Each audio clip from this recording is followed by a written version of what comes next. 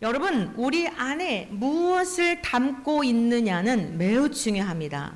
여러분, 그릇 안에 담고 있는 내용물이 무엇인가에 따라서 여러분, 아무리 그릇이 깨끗하다 할지라도, 깨끗한 그릇 안에는 더러운 걸 담을 수가 없지요. 깨끗한 그릇 안에 좋은 것들을 담는 것입니다.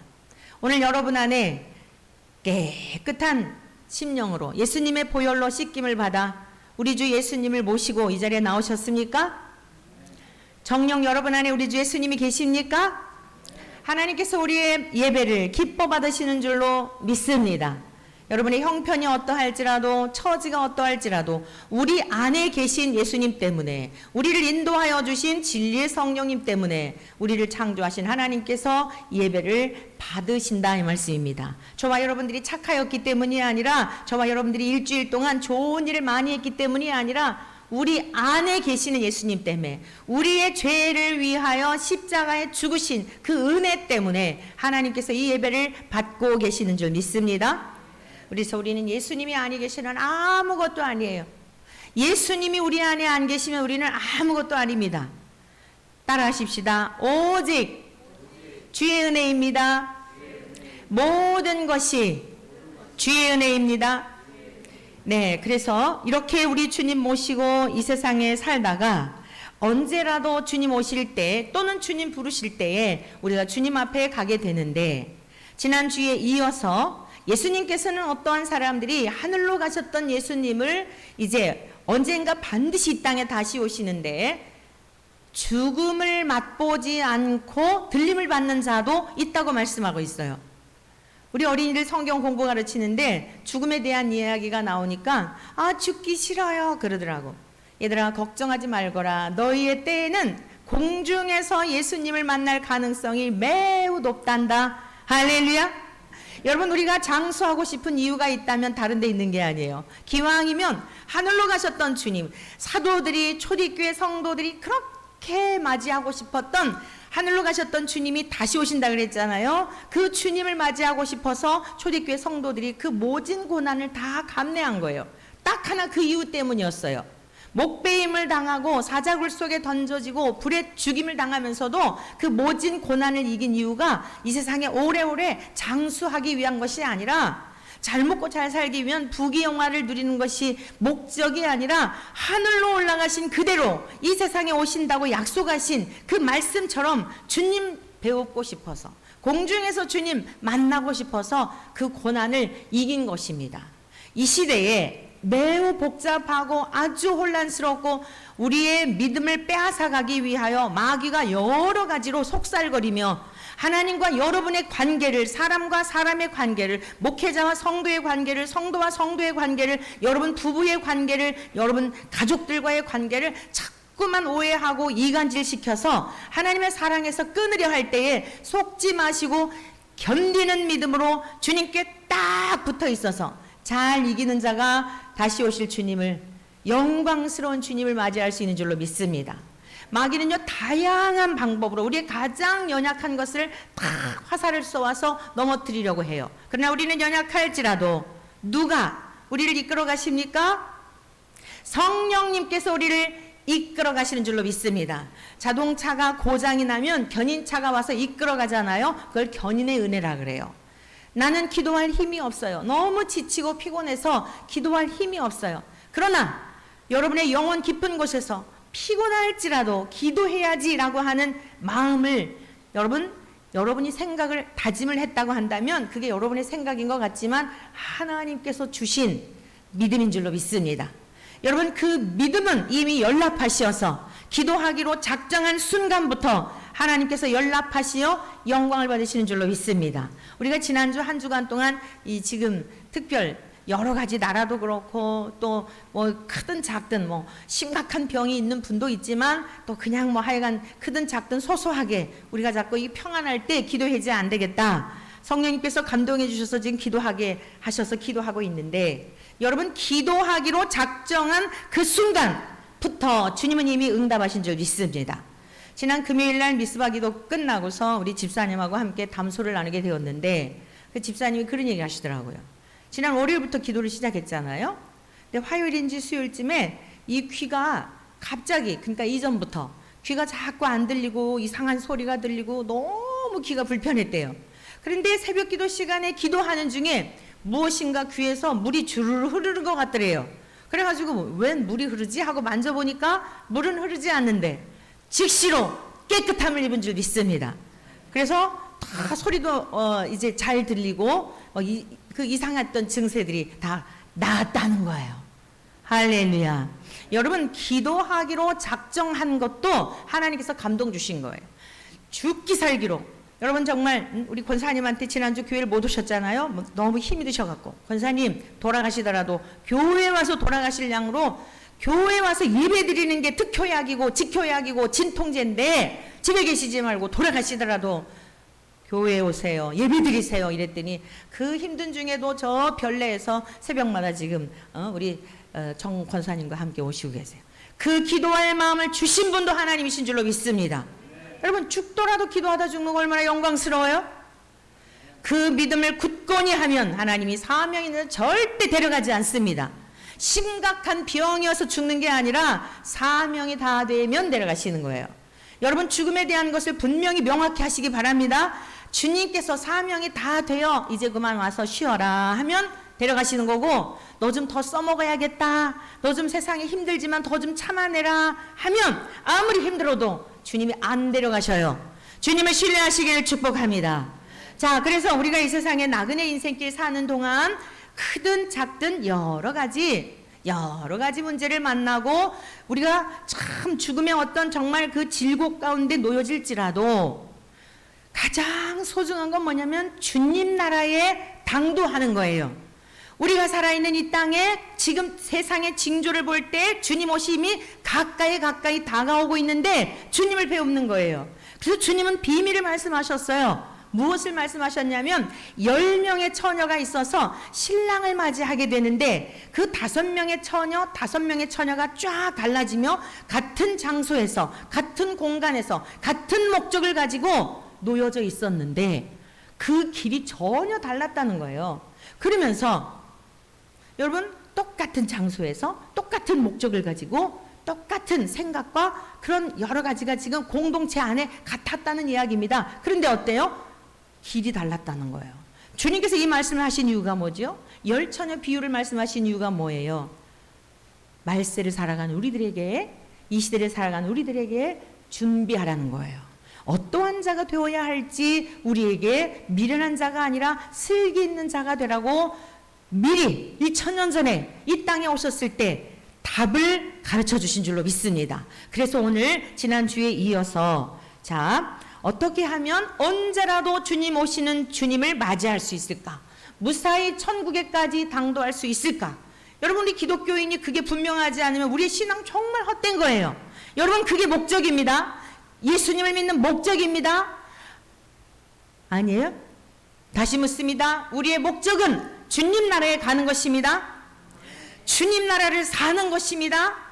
오늘의 삶의 자리에서도 주님의 통치를 받으며 주님과 함께 사는 것이, 이것이 우리 신앙의 목적이란 말씀이에요.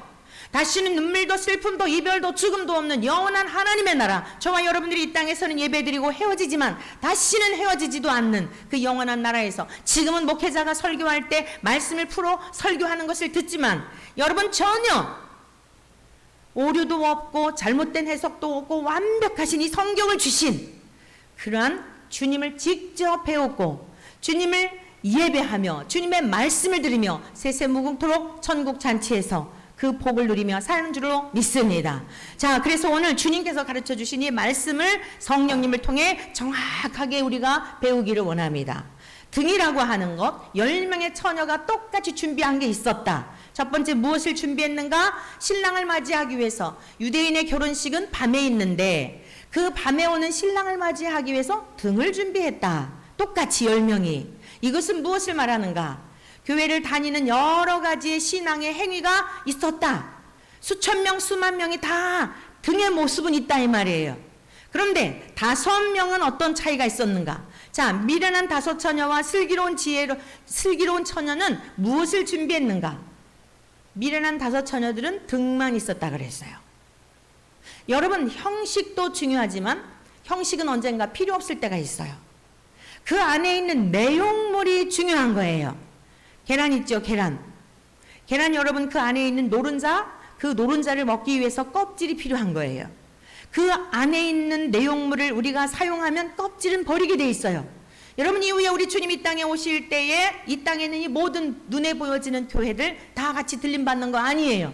아무리 대리석으로 의리의리하게 지은 교회일지라도 성전일지라도 그 성전이 올라가는 거 아니에요. 그 안에 있는 하나님을 예배하고 예수의 생명을 얻은 그 사람들만 올라가는 거예요. 믿으십니까? 계란의 껍질과 같은 거예요. 우리가 지금 공동체 안에 이 공간 안에 모이는 이 예배당은 이 세상 살 동안 하나님의 말씀을 듣고 우리의 생명을 보존하며 영생을 얻은 자들로서 하나님을 영화롭게 드리는 예배 공간으로 이 땅에 있을 동안에만 필요하지, 주님이 하늘에서 오실 때는 이 땅에 있는 모든 것들 그거 같이 가는 게 아니라는 말씀입니다. 마치 계란을 안에 있는 내용물을 사용하고 껍질을 버리는 것과 같은 그런 원리라는 거예요.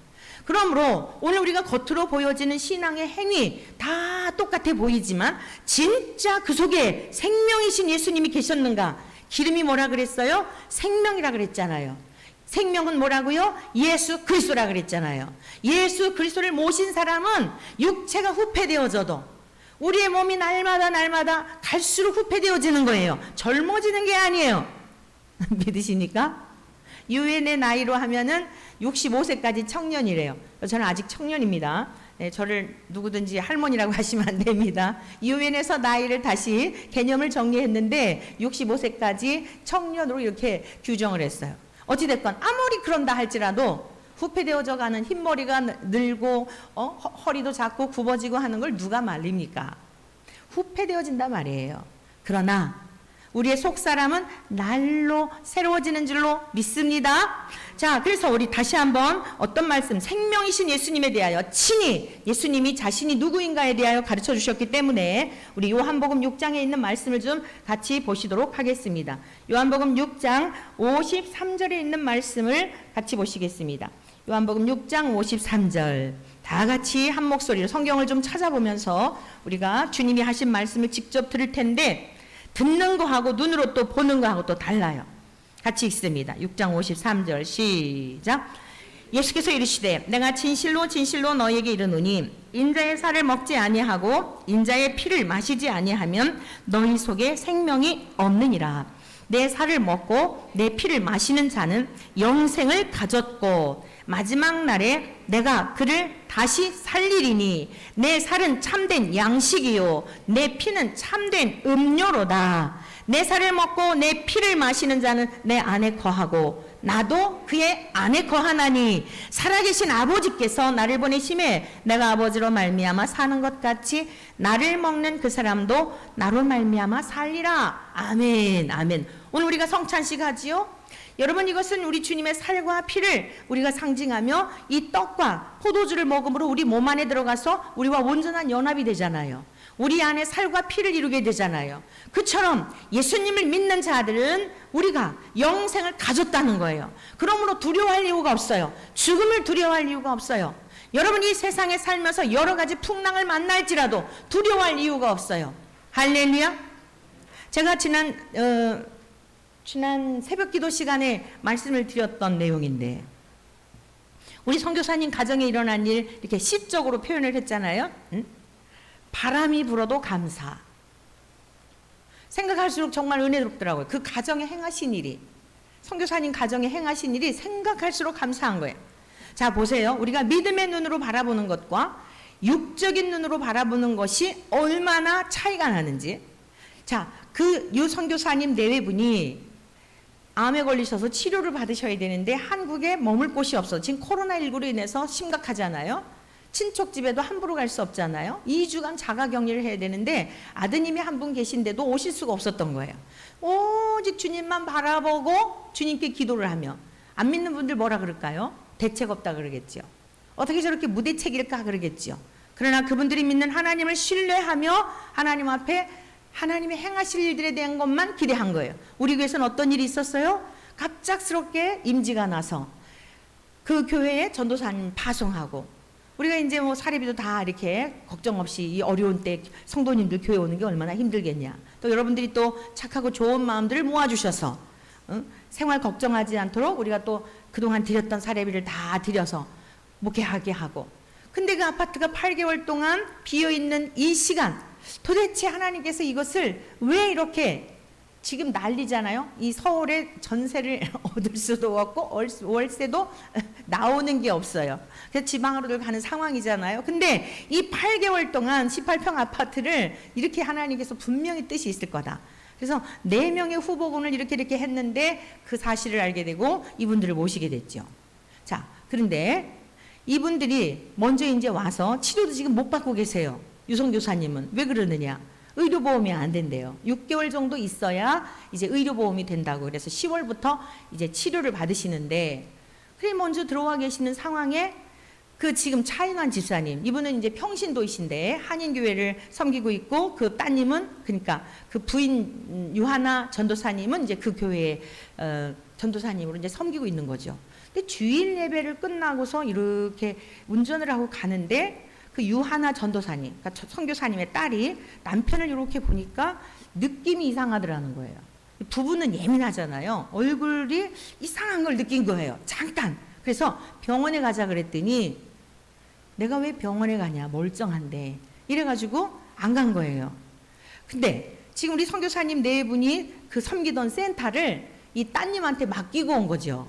맡기고 와서 그걸 다 돌보고, 그리고서는 밖으로 나오는데 이 열쇠를 안에다, 문이 쾅 닫히면서 열쇠를 안에 두고 밖으로 나와버린 거예요. 그러니까 이거 어떻게 해요? 그래서 담을 넘어가지고 뛰어내리다가, 열쇠를 가지려고 뛰어내리다가 팔이 부러진 거예요.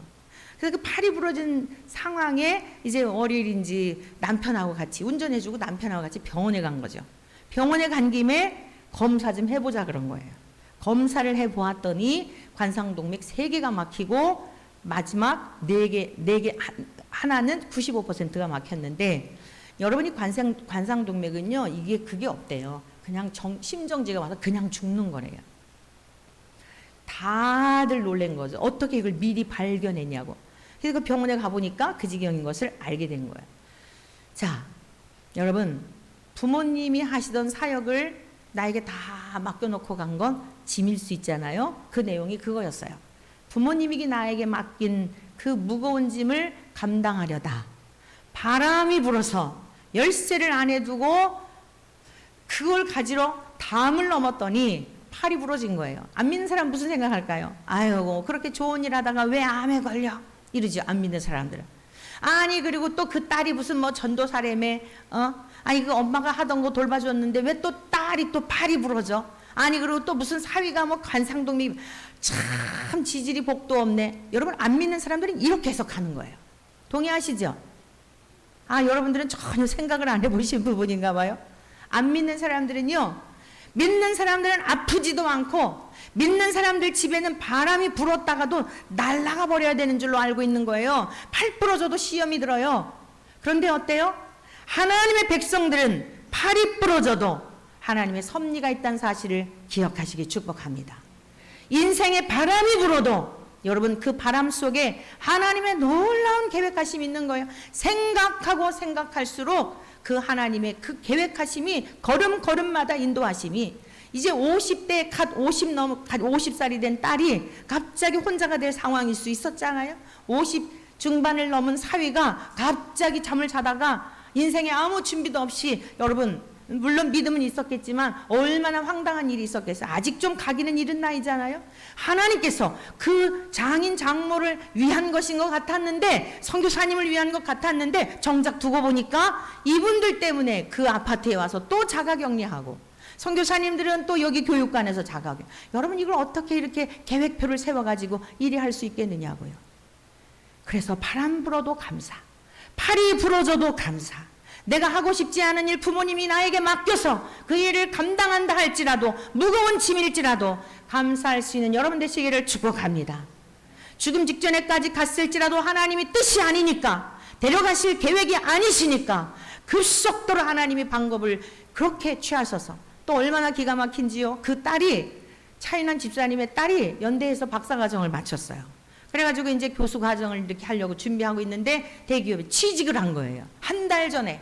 어떻게 돼요? 의료보험이 나오겠지요. 이 선교사님은, 유 선교사님은 아직도 6개월을 기다리고 계신데 오자마자 딸이 미리 의료보험을 다 해결해 놓아서 오자마자 바로 응급으로 수술을 하게 되는. 여러분, 세상 사람들이 이렇게 다 계획을 세울 수 있을까요? 내가 나 준비하지 않았어도, 집 한 칸 머물 곳이 없어도 하나님을 향하여 주님만을 바라보며 살아가는 백성들에게는 신실하게 대우하여 주시는 분임을 믿으시기를 축복합니다. 오늘 우리 주님은요, 매우 인격적이세요. 예수님은 생명이세요. 내가 하나님으로 말미암아 사는 것 같이 예수님은 똑같으신, 하나님과 똑같으신 분인데 얼마나 겸손하신지. 자, 여기 말씀 보세요. 살아계신 아버지께서 나를 보내심에 내가 아버지로 말미암아 산다 그랬어요. 여러분, 무엇으로 살고 계십니까? 세상이 주는 힘으로 살고 계시지는 않습니까? 그래서 절망하는 거예요. 여러분이 그 적금 통장을 보며 살아가고 계시지 않습니까? 조금씩 축날 때마다 가슴이 콩당콩당 뛰는 여러분, 그 믿음으로 살아가고 있지는 않습니까? 내가 아버지로 말미암아 산다고 주님 말씀하셨어요.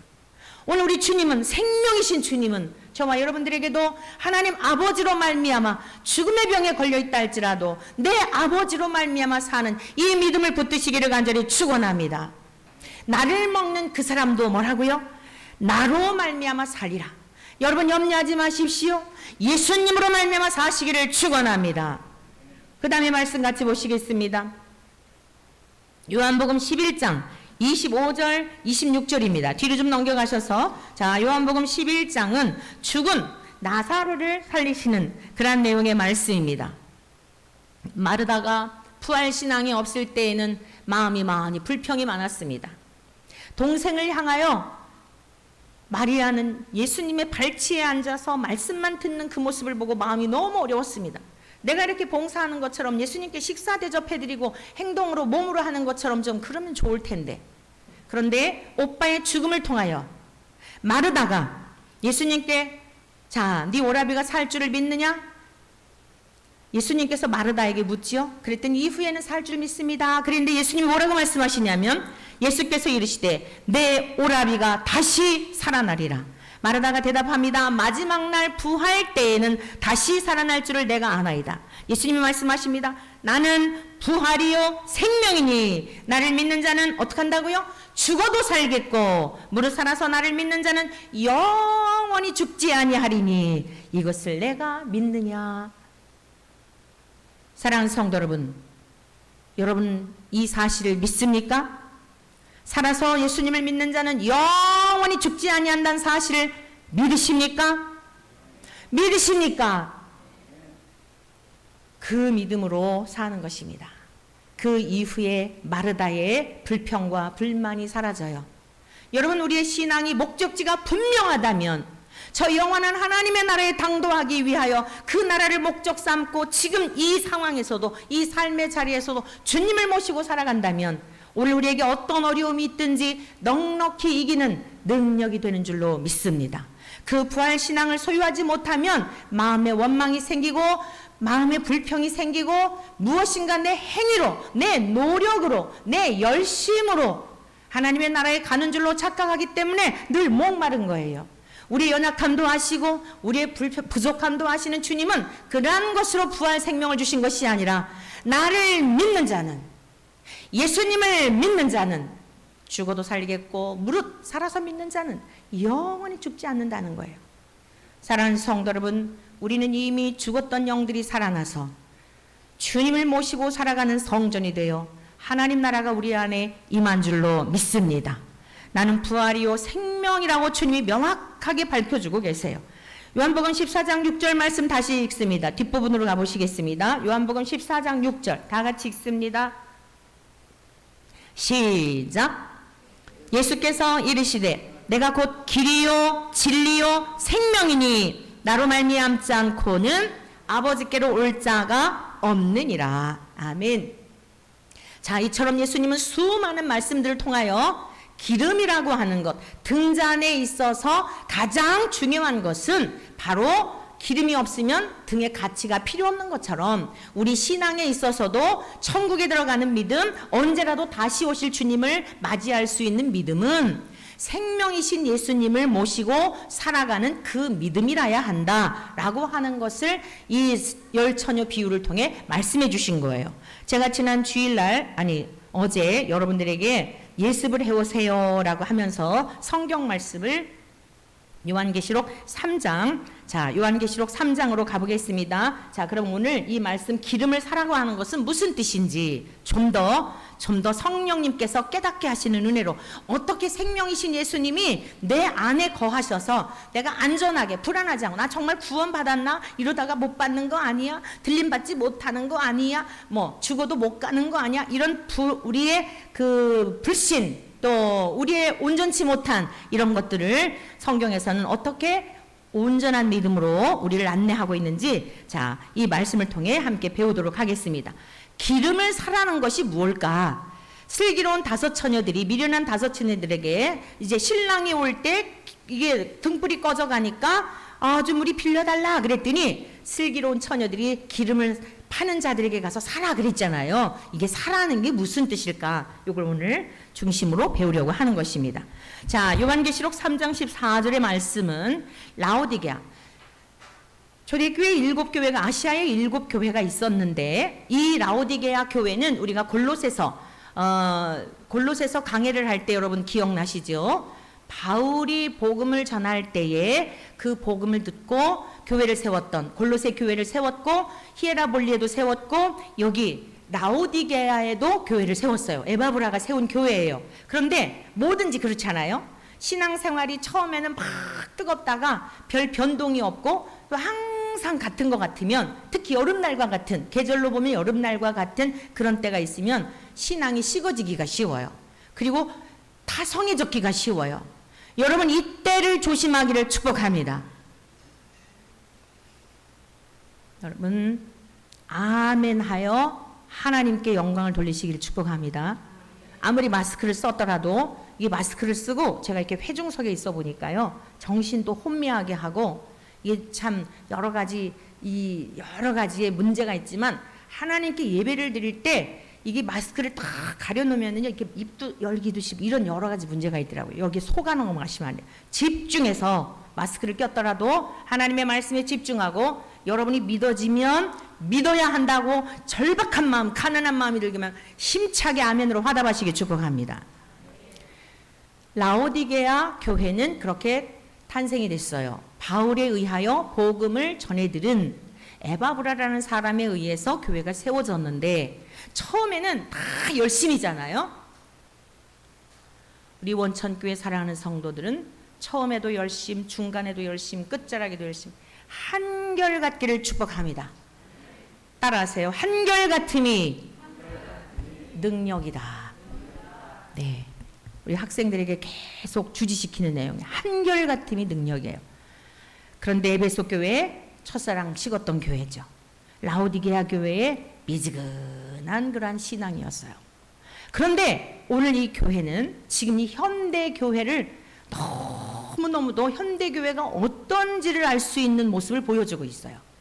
자, 마지막 시대에 되어지는 일들에 대한 것을 물론 이때 당시에 초대교회 성도들이 박해를 받고 모진 박해가 있기 때문에 위로하기 위해서 기록한 책이기도 하지만 장차 될 일에 대한 기록이기도 하거든요.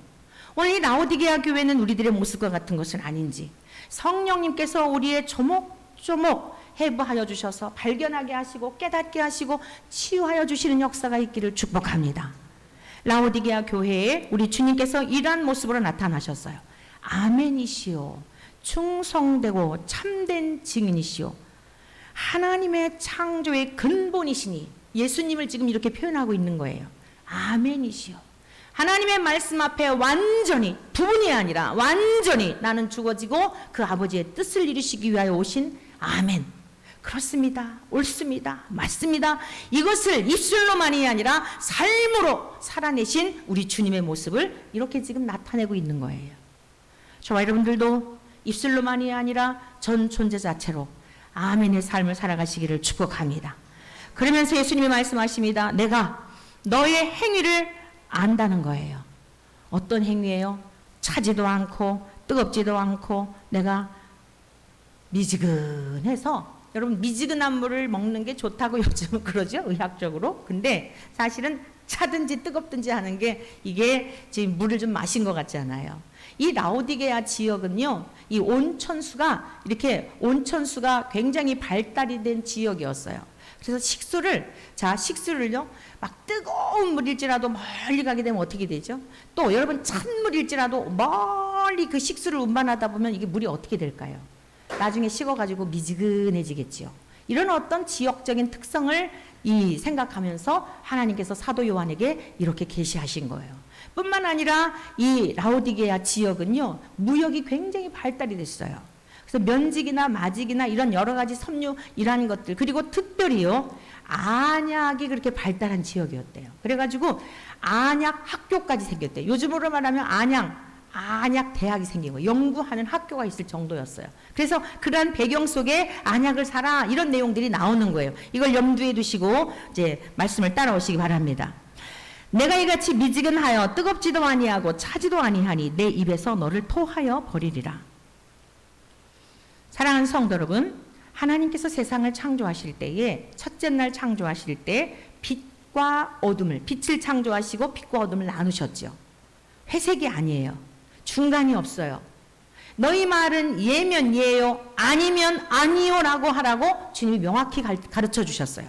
저와 여러분들의 신앙도 뜨뜻미지근한 신앙은 아닌지 오늘 성령님께서 깨닫게 해주시기를 축복합니다. 네가 말하기를 나는 부자라, 부유하다는 거예요. 평안하다는 거예요. 열심히 기도하지 않아도, 열심히 하나님 앞에 무엇인가 하지 않아도 지금 이 상태 너무 좋다는 거예요.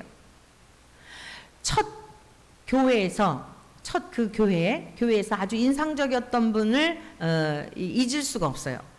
이분은 어디 사셨냐면 교회에 바로 가장 가까운 지역에 바로 옆에 붙어 있는 그 집에 살고 있었어요. 그리고 뭐 주변에 막 시숙도 목사님이고, 그러니까 목회자 집안인 거를 자랑하는 그런 집사님이었어요. 근데 교회가 특별 새벽 기도회를 하거나 무슨 뭐를 하거나 하면 자기가 나가고 싶으면 나가고, 나가고 싶지 않으면 안 나오는 거예요. 자기는 마음에 감동이 있어야 한다는 거예요. 아니 바로 멀리 계신 분이 어쩔 수 없죠. 아무리 가고 싶어도 요즘처럼 뭐 그 80년대에 차량이 이렇게 많고 그럴 때는 아니니까. 근데 바로 교회에 붙어 있어요, 그 집이. 근데 뭐라고 얘기를 하냐면, 기도하지 않아도요 다 평안해요. 주님께서 다 도와주셔서요, 새벽기도 안 나가도 다 평안하게 그냥 늘 하나님께서 우리를 지켜주시고 계시기 때문에요, 기도 안 해도 평안한데 새벽에 이렇게 가서, 여러분 지금 생각하니까 말하는 것도 너무 정말 말하는 것도 민망합니다. 여러분 그건 복이 아니에요. 하나님은 처음부터 끝까지 가난한 분으로 오셨어요. 여러분 말구육간에 발가벗겨진 채 오셨어요. 마지막 어떻게 돌아가셨어요? 십자가에서 벌거벗겨진 채 수치를 당하며 모든 사람 다 떠나고 외롭고 고독한 상태에서 오직 하나님을 향하여서만 변개치 않는 전심을 다한, 여러분 참 사람이며 참 신이신 주님이 그렇게 오셔서 얼마나 밤에 되면은 그 감람산에 가셔서 기도하시고, 낮이 되면 환자들을 고치시고, 제자들에게 한마디라도 가르쳐 주시려고 그렇게 쉼 없이, 쉴 새가 없이 그렇게 사셨어요. 어디 주님께서 평안하게 그런 적이 어디 있나요? 그 은혜를 입어서 우리가 그렇게 누리고 산다고 하면서 그 가장 가까이 있는 곳에서 저 기도하지 않아도 하나님이 다 살펴주셔서 평안한 걸요. 여러분 굉장히 위험한 신앙이에요. 지혜로운 자는 평안할 때 더욱 깨어서 준비하는 자들인 줄로 믿습니다. 여러분들이 지금 평안한 환경을 주셨으면 더 감사하는 마음을 가지고 더블로 더 하나님 앞에 기도하시고 주님을 더 사랑하시기를 축복합니다. 힘들고 고난 중에 있을지라도 정말 교회를 오시라고 하는 것도 미안할 정도로 힘든 중에 계신 분도 계세요. 육체가 연약하셔서. 어제도 우리 성도님한테 전화하시면서 너무 힘드시면 모시러 가겠습니다. 그랬더니 괜찮습니다. 힘들면 버스에도 타고 가지요. 운동 삼아서 그냥 걸어가겠습니다. 정말 오시라고 하는 것도 정말 이게 어떨 땐 목사로서의 참이 잔인하다. 이렇게 힘드신 분을 이렇게 사실 그럴 때가 있어요. 근데 목사가 위로하는 게 아니라 예배당에 나와서, 여러분 이 교회는요 병원과 같은 곳이에요.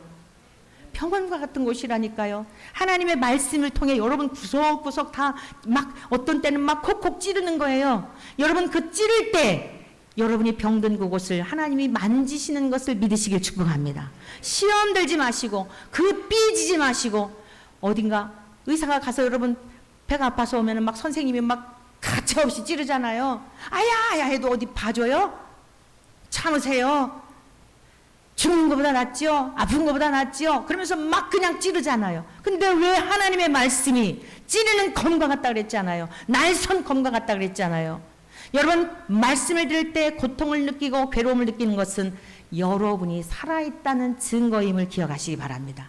문둥병자와 같이 여러분들의 심령이 무디어 있으면요 그런 감각도 없어요.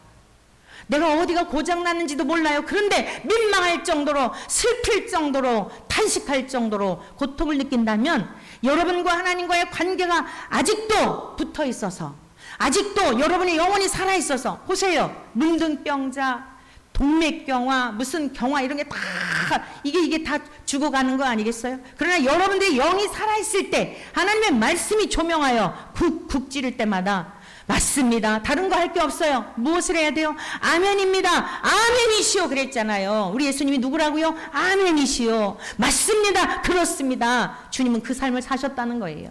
그때 여러분들은 놀라운 생명을 얻었을 뿐만 아니라 여러분들의 영혼은 쑥쑥쑥쑥 자라가게 될 줄로 믿습니다. 주님의 마음을 알게 되고 주님을 닮아가게 되고 그 부유함과 풍성함을 누리게 될 줄로 믿습니다. 여기서 충성이라고 하는 충성스러운 모습으로 나타났잖아요. 이 충성은 뭐 열심히 한다는 의미가 아니에요. 신실하다는 뜻이에요. 변함없이 진실하다는 뜻이에요. 변함없이 진실하신 주님이 그 라우디게아 교회에 나타나셔가지고 한결같으신 주님이 나타나셔가지고 너 지금 세상적인 거 다 갖추어서 부유하다고 하는데 내가 볼 때 너 아직도 아니야. 진짜 네 영혼의 상태를 보지 못하고 있어. 주님이 탄식하셨던 것입니다. 그런데 이것은 이 라우디게아 교회를 버리기 위해서였을까요? 아예 버렸다면 말씀도 안 하시지요. 사랑하기 때문에 뒷부분에 뭐라고 말씀합니까? 무릇 내가 사랑하는 자를 뭐해요? 책망하여 징계하노니 그러므로 내가 열심을 내라 회개하라 라고 말씀하시잖아요. 하나님의 말씀을 들을 때 여러분들이 어딘가 부딪힐 때 튕겨져 나가는 자들이 아니라 그 말씀을 붙들고 그렇습니다 아멘입니다 옳습니다 라고 할 수 있는 가난한 심령을 하나님께서 우리 모두에게 부어주시기를 간절히 축원합니다. 자 그러면서 같이 보십니다.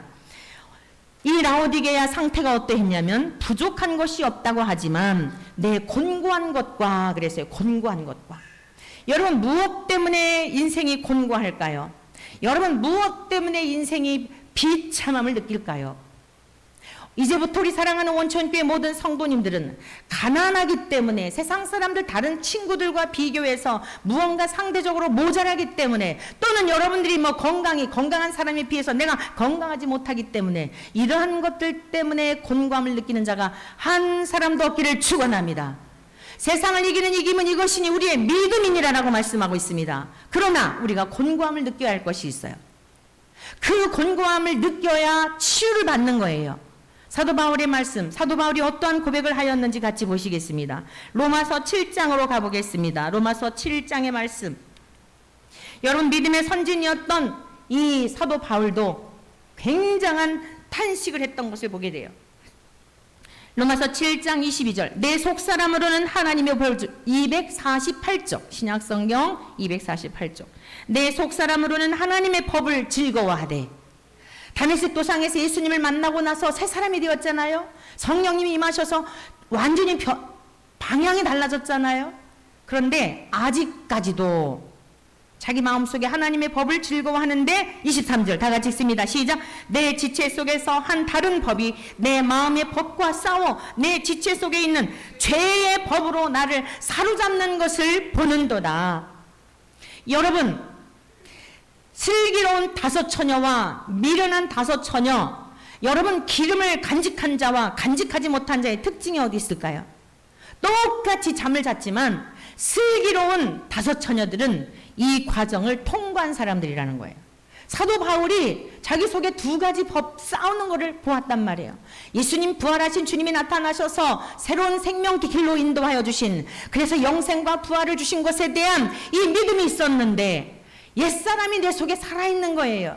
죄의 법이 자꾸 나를 유혹하는 거예요. 시기와 질투와 미움과 분노와 자기의와 정죄감과 오만 가지 생각이 내 속에서 쓰레기장과 같으니 여러분 이때 그거를 그 마음의 상태로 방치해두고 잠들면 주님 만날 수 없다는 말씀입니다.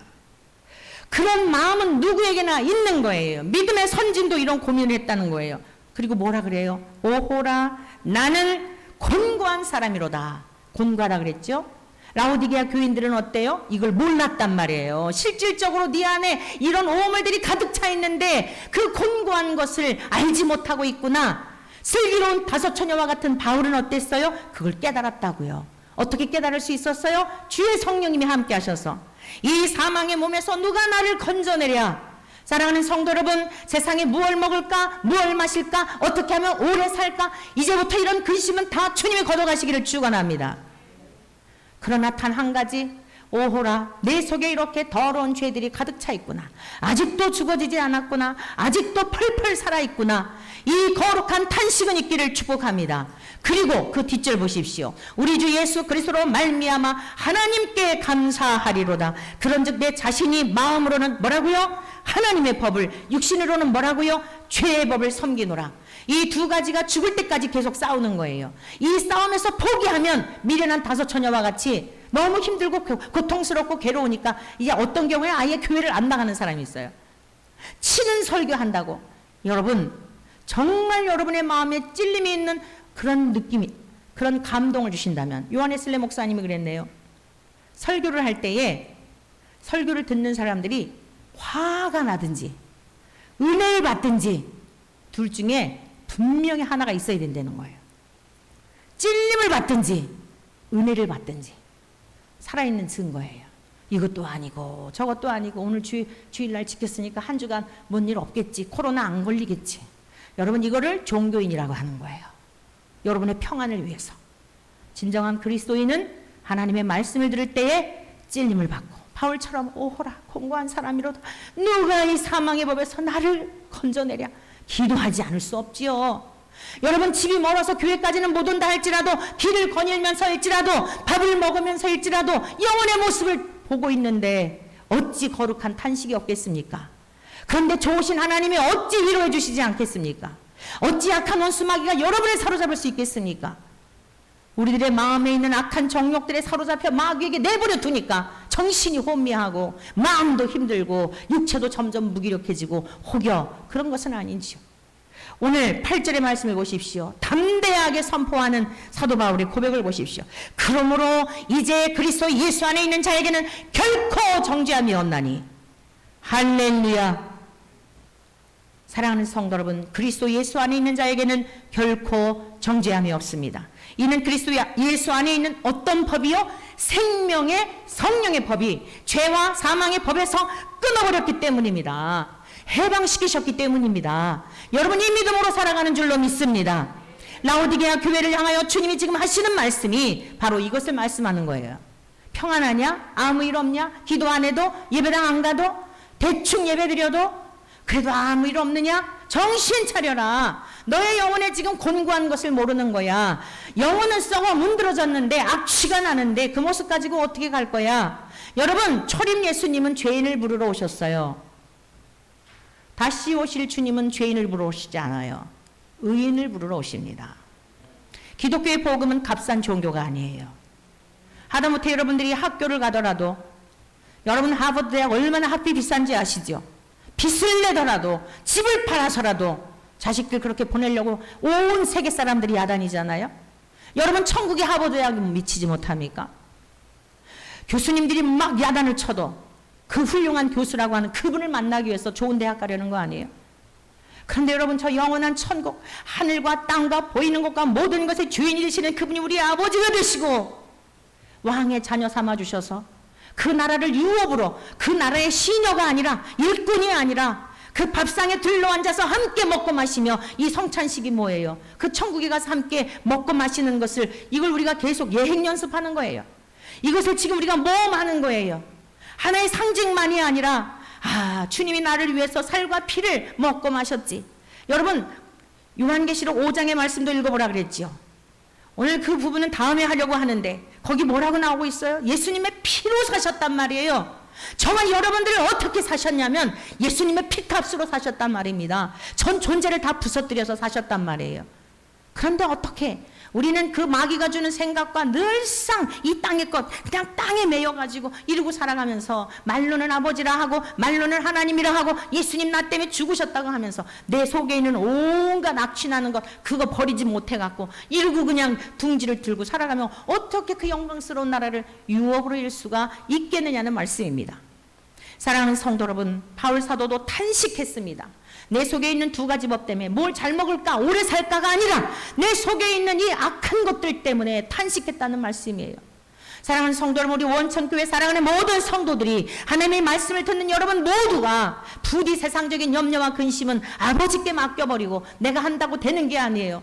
아까 선교사님 가정을 얘기했지만 아무런 대책도 없는데 어떻게 그렇게 걸음걸음마다 인도하실 수 있단 말입니까? 이 거룩하신 하나님을 여러분 측량할 수 없는 하나님을 그분들의 하나님만이 아니라 우리 작은 교회를 통해서 어떻게 18평 아파트를 제공해 드릴 수 있겠습니까? 이 지금 다 힘든 때에 하나님께서 하시는 일을 신뢰하시기를 축원합니다. 여러분의 그 하나님, 저와 여러분들을 사신 하나님 예수님의 피값으로 우리를 사셨다고요. 생명의 값으로 1,000원, 1,000만 원, 1억, 10억 정도가 아니에요. 100억 정도가 아니에요. 이 세상의 모든 것의 주인 되시는 그분이 다 갈기갈기 찢겨지고 저와 여러분들을 위해서 다 쏟아 부으셨단 말이에요. 피라는 게 뭐죠? 생명을 말하는 거 아니겠어요? 레위기에 말씀하고 있습니다. 사람의 생명은 피에 있음이라. 피 흘림이 없은즉 죄사함이 없느니라. 우리의 사람의 죄값은 피가 아니면 나보다 깨끗한 어떤 그 사람의 생명이 아니면 용서받을 수 없기 때문에 예수님이 피값을 대신 주셔서 저와 여러분들을 사내셨다고요. 바울 사도가 그걸 깨달은 거예요. 그걸 깨닫고 나니까 너무 감격스러워서 감옥에 가서도 찬송하는 거예요. 찬송하리로다 하나님 우리 주 예수 그리스도의 아버지께서 하늘에 속한 신령한 복을 주시려고 창세전부터 이 세상 창조되기 전부터 나를 택하사 거룩하고 흠이 없게 하시고 하나님을 찬송하고 예수님을 찬송하고 성령님을 찬송하는 영광의 찬송의 제물이 되게 하시려고 나를 택하신 것을 부르니 그 감옥에서도 찬송하리로다. 에베소서 1장 3절 이하의 말씀 보십시오. 오늘 집에 들어가셔서 옥중 서신 에베소서를 보십시오. 빌립보서를 보십시오. 빌립보서는 기쁨의 서신이라 그러죠. 기뻐해라 기뻐해라 감사해라 감사해라.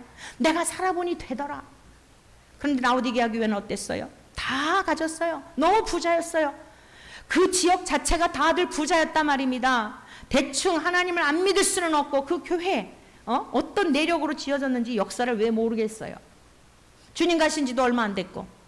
그런데 어때요? 점점 시간이 갈수록 대충 신앙생활에도 너무너무 잘 되고 편안하고. 그런데 뭐라고요? 곤고한 것. 너희들의 영혼에 곤고한 걸 몰라. 네 속에 죄가 아직도 해결되지 않은 걸 모르고 있구나. 가련한 것. 여러분, 제가 다시 한번 성경으로 돌아가 보겠어요. 성경으로 예수 안에 있는 생명의 성령의 법이 우리를 해방하여 주셨음을 믿으시기를 축원합니다. 자, 그러면서 가련하는 것과 우리 고린도전서 15장에 있는 말씀을 같이 보십니다. 고린도전서 15장 가련한 것이 무언가? 이 세상 사람들은요 왜 이렇게 참 많은 것을 소유했으면서도 자살하고 조금만 힘들면 인생 그저 중독에 빠지고 이러는 걸까요? 고린도전서 15장은 부활장이라고 합니다. 역시 사도 바울이 그리스도 예수 안에 있는 생명의 성령의 법을 통하여 죄와 사망의 법에서 해방된 바울 사도가 기록한 책이에요. 12절 말씀, 15장 12절 말씀. 그리스도께서 죽은 자 가운데서 다시 살아나셨다 전파되었거늘 너희 중에서 어떤 사람들은 어찌하여 죽은 자 가운데서 부활이 없다 하느냐. 만일 죽은 자의 부활이 없으면 그리스도도 다시 살아나지 못하셨으리라.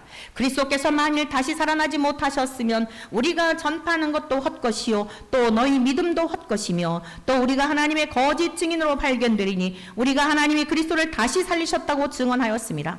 만일 죽은 자가 다시 살아나는 일이 없으면 하나님이 그리스도를 다시 살리지 아니하셨으리라. 같이 있습니다. 다 같이 16절부터 시작. 만일 죽은 자가 다시 살아나는 일이 없으면 그리스도도 다시 살아나신 일이 없었을 터이요. 그리스도께서 다시 살아나신 일이 없으면 너희의 믿음도 헛되고 죄 가운데 있을 것이요 또한 그리스도 안에서 잠자는 자도 망하였으리니 만일 그리스도 안에서 우리가 바라는 것이 다만 이 세상의 삶뿐이면 모든 사람 가운데 우리가 더욱 불쌍한 자이리라. 여러분, 여기서 만약 우리가 바라는 것이 이 세상의 삶뿐이라면 진짜 불쌍한 사람들이라는 거예요.